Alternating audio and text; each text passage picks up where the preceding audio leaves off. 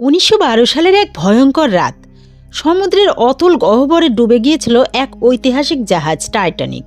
100 বছর পেরিয়ে গেছে, কিন্তু সেই ভয়াবহ ঘটনার স্মৃতি আজও অনেকের মনে দগদগে হয়ে আছে। তবে যদি বলি টাইটানিকের গল্প এখানেই শেষ হয়নি, যদি বলি 100 বছর পর সেই ট্র্যাজেডির ছায়া আবার ফিরে এসেছে। একদল বিলাসী যাত্রী যখন টাইটানিক 3 নামের আধুনিক জাহাজে যাত্রা শুরু করলো, তখন কেউ কল্পনাও করেনি যে তাদের সামনে অপেক্ষা করছে এক অলৌকিক দুঃস্বপ্ন। অতীতের ভৌতিক অভিশাপ কি এবারও নতুন বিপর্যয় ডেকে আনবে? তো আজ আমরা এক্সপ্লেন করব 2022 সালের রহস্যময় হরর সিনেমা টাইটানিক 666। তাহলে তৈরি হও এক ভয়ঙ্কর সমুদ্রযাত্রার জন্য। গল্পটা শুরু হয় 1912 সালের এক হিমশীতল রাতে। বিশাল সমুদ্রের বুকে ভাসমান টাইটানিক তখন ধীরে ধীরে তলিয়ে যাচ্ছে। অন্ধকারের মাঝে চিৎকার, কান্না আর ভয়ের সুর ছড়িয়ে পড়েছে চারপাশে। সেই ভয়াবহ পরিস্থিতির মধ্যে এক তরুণী এলিজাবেথ আতঙ্কিত কণ্ঠে তার প্রিয় মানুষ চার্লসের নাম ধরে ডাকছিল, কিন্তু শত চেষ্টার পরও তাকে কোথাও খুঁজে পাওয়া যাচ্ছিল না। জাহাজের ক্রুরা তাকে জোরপূর্বক একটি রেস্কিউ বোটে তুলে দেয়। এলিজাবেথ বারবার বোট থেকে নেমে চার্লসকে খোঁজার চেষ্টা করছিল, কিন্তু সময়ের সঙ্গে সঙ্গে বিপদ আরও ঘনিয়ে আসে। হঠাৎ বিশাল ঢেউ আঘাত হানে বোটের গায়ে, আর নিমিষেই সব ওলটপালট হয়ে যায়। যাত্রীরা সবাই ঠান্ডা বরফ জলে ছিটকে পড়ে। এলিজাবেথ শেষ মুহূর্তে উল্টে যাওয়া বোটের এক পাশ ধরে কোনো মতে ভেসে থাকে। চারপাশ অন্ধকার, বাতাস হিমশীতল। ঠিক তখনই তার চোখ পড়ে একটি বরফের টুকরার উপর দাঁড়িয়ে থাকা এক চেনা মুখের দিকে। চার্লস। সে এলিজাবেথকে বাঁচানোর জন্য হাত বাড়ায়, কিন্তু কয়েক মুহূর্তের মধ্যেই ঘটে যায় এক ভয়ঙ্কর ঘটনা। সমুদ্রের অন্ধকার অতল থেকে কিছু একটা উঠে এসে চার্লসকে গভীর পানির মধ্যে টেনে নিয়ে যায়। এলিজাবেথ হতবাক হয়ে তাকিয়ে থাকে। তার কণ্ঠে বের হয় এক অসহায় চিৎকার। এই ঘটনার প্রায় 110 বছর পর সময়ের পরিক্রমায় সেই ভয়ঙ্কর ঘটনা ইতিহাস হয়ে গেছে। কিন্তু সমুদ্রের বুকে আবারও শুরু হতে যাচ্ছে এক নতুন যাত্রা, টাইটানিক 3। নতুন এক বিশাল বহুল জাহাজ, যা সেই একই রুট ধরে যাত্রা করবে যেখানে একসময় টাইটানিকের করুণ পরিণতি ঘটেছিল। এই জাহাজে উঠতে এসেছে জনপ্রিয় ব্লগার দম্পতি জ্যাকসন এবং তার গার্লফ্রেন্ড মিয়া। তারা নিজেদের ভ্রমণের ভিডিও করতে ব্যস্ত, ক্যামেরার সামনে হাসি মুখে কথা বলছে। ভক্তরা তাদের ঘিরে ধরে ছবি তুলতে চায়, অথচ কেউই জানে না যে এই যাত্রার আড়ালে লুকিয়ে আছে এক ভয়ঙ্কর রহস্য। এদিকে জাহাজে দায়িত্বে থাকা ক্যাপ্টেন রোজ তার দলকে পরিচয় করিয়ে দিচ্ছিল ব্রায়ান নামের এক সিকিউরিটি অফিসারের সঙ্গে। ব্রায়ান এখানে এসেছে কারণ এই জাহাজে টাইটানিক থেকে উদ্ধার করা দুর্লভ এবং মহামূল্যবান নিদর্শনগুলো রাখা হয়েছে। এসবের নিরাপত্তা দেওয়া তার প্রধান কাজ। জাহাজ যখন ধীরে ধীরে সমুদ্রের গভীরে প্রবেশ করতে শুরু করে, তখন ওই স্টোর রুমের ভেতর এক তরুণী ধীরে ধীরে একটি বিশাল ব্যাগের ভেতর থেকে বের হয়ে আসে। তার নাম ইডিনা। সে ছিল এক চতুর চোর। গোপনে জাহাজে উঠে পড়েছিল অজানা এক উদ্দেশ্যে। ইডিনা নিচের ডেক থেকে সোজা উপরের অংশে উঠে যায়। জাহাজের কর্মীদের রুম থেকে একটি ইউনিফর্ম চুরি করে, যেন তাকে কেউ সন্দেহ না করে। এরপর সে প্রবেশ করে টাইটানিক মিউজিয়াম সেকশনে। সেখানে 100 বছর আগের ঐতিহাসিক নিদর্শন রাখা ছিল। সেখানে ঢুকে সে এক পুরনো ভায়োলিন হাতে তুলে নেয়, যার গায়ে এখনও লেগে আছে লবণাক্ত পানির চিহ্ন।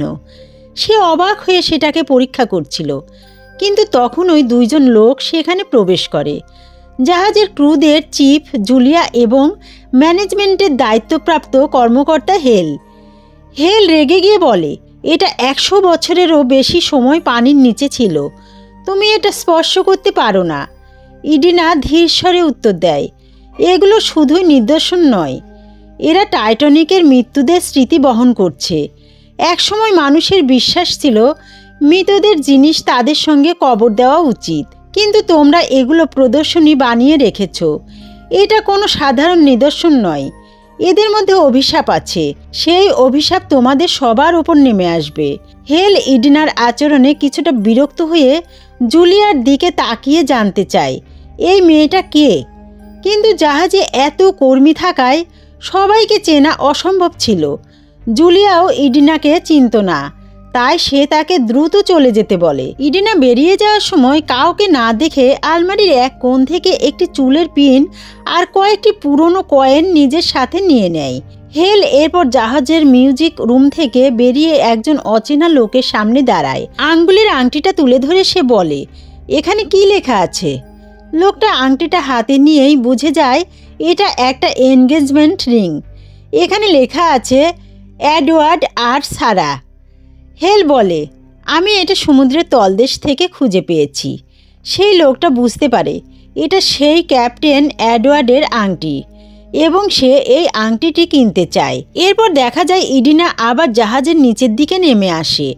ব্যাগ থেকে কিছু অদ্ভুত বস্তু বের করে সে এক ধরনের মন্ত্র উচ্চারণ করতে শুরু করে। তার আচরণে বোঝা যাচ্ছিল সে কোনো রহস্যময় কাজ করছে। এরপর সে ধীরে ধীরে একটি পুরনো ছবি বের করে আনে। এটা ছিল টাইটানিকের ক্যাপ্টেন এডওয়ার্ডের ছবি। গভীর মনোযোগে সে কালো জাদুর মন্ত্র আওড়াতে থাকে। সব আত্মারা জেগে ওঠে, তোমাদের প্রতিশোধ নেওয়ার সময় এসে গেছে। অন্যদিকে মিয়া আর জ্যাকসন পুরো জাহাজ ঘুরে ঘুরে ভিডিও করছিল। এক পর্যায়ে তারা নিচের অংশে চলে আসে এবং দূর থেকে ইডিনাকে দেখতে পায়। প্রথমে তারা বিষয়টা বুঝতে পারছিল না, কিন্তু কিছুক্ষণ পর যখন ইডিনা নিজের হাতে ধারালো কিছু দিয়ে কেটে রক্ত ঝরাতে শুরু করে তখনই তারা আতঙ্কিত হয়ে পড়ে। ঠিক তখনই তাদের পিছনের দরজাটা হালকা আওয়াজ করে খুলে যায়। তারা চমকে ওঠে, কিন্তু দরজা দিয়ে বেরিয়ে আসে ন্যান্সি, যে জ্যাকসনের ফ্যান। এদিকে ইডিনা আপন মনে তার মন্ত্র পড়তে থাকে। তার গলার স্বর গভীর হয়ে আসে আর জাহাজের কাঠের দেয়ালগুলো ধীরে ধীরে কেঁপে ওঠে। একই সময় জ্যাকসনের ক্যামেরা নিজে থেকেই বন্ধ হয়ে যায়। জ্যাকসন আতঙ্কিত স্বরে বলে, আমাদের এখান থেকে চলে যাওয়া উচিত। অন্যদিকে জাহাজের পুরো বিদ্যুৎ ব্যবস্থা এলোমেলো হয়ে যায়। ক্যাপ্টেন রোজ তখন তার প্রেমিকের সঙ্গে ভিডিও কলে কথা বলছিল, কিন্তু আচমকাই কল কেটে যায়। সে কন্ট্রোল রুমে গিয়ে দেখে পুরো জাহাজের বাইরের দুনিয়ার সঙ্গে যোগাযোগ বিচ্ছিন্ন হয়ে গেছে। এরই মধ্যে ন্যান্সি, মিয়া আর জ্যাকসন করিডোর ধরে হাঁটছিল। ন্যান্সি বারবার তাদের ব্লগের প্রশংসা করছিল। ঠিক তখনই করিডোরের এক কোণে হেলের সঙ্গে ধাক্কা লাগে জ্যাকসনের। ন্যান্সি কৌতূহলী হয়ে জিজ্ঞেস করে, তুমি কি ওদের ফ্যান? হেল বলে, আমি ওদের ফ্যান হব কেন? ন্যান্সি হেসে বলে, এরা অনেক জনপ্রিয় কাপল ব্লগার, 12 মিলিয়ন সাবস্ক্রাইবার আছে ওদের। এই কথা শুনে হেল ভেতরে ভেতরে বুঝে যায় এদের কাছে বেশ টাকা পয়সা আছে। একটু ভাবনা চিন্তা করে সে বলে, আমার কাছে আসল টাইটানিক থেকে পাওয়া কয়েকটি দুর্লভ জিনিস আছে। তার মধ্যে একটি বিশেষ নীল রঙের হীরার নেকলেস, যা পরলে মিয়াকে অনেক সুন্দর লাগবে। জ্যাকসন এসব শুনে বিরক্ত হয়ে ওঠে আর বলে, আমার গার্লফ্রেন্ডের থেকে দূরে থাকো। হেল সেখান থেকে সরে যায়। আর ঠিক তখনই নিচের দিকে থাকা ইডিনা তার জাদুর মন্ত্র সম্পন্ন করে ফেলে। জাহাজের কঙ্কালসার দেয়ালগুলো আরও বেশি নড়ে চড়ে ওঠে। বাতাসের মধ্যে ভেসে আসে অদ্ভুত শীতল অনুভূতি। এরপরেই ঘরের ভেতর ধোঁয়া জমতে শুরু করে, আর সেই ধোঁয়ার মাঝ থেকে ধীরে ধীরে প্রকাশ পায় এক ছায়ামূর্তি, টাইটানিকের সেই বিখ্যাত ক্যাপ্টেন এডওয়ার্ড। ইডিনার চোখ চকচক করে ওঠে।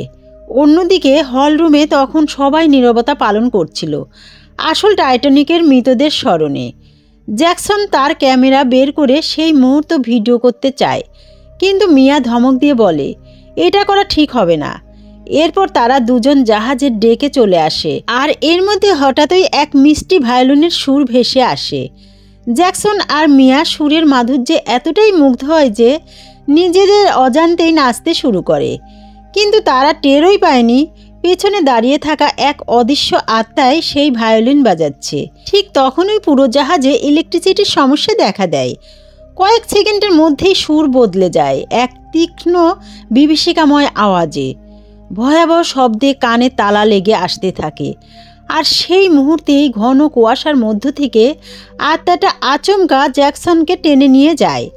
কন্ট্রোল রুমে থাকা ক্রুরা দ্রুত ক্যাপ্টেনকে খবর দেয় যে জাহাজে কিছু অস্বাভাবিক ঘটনা ঘটছে।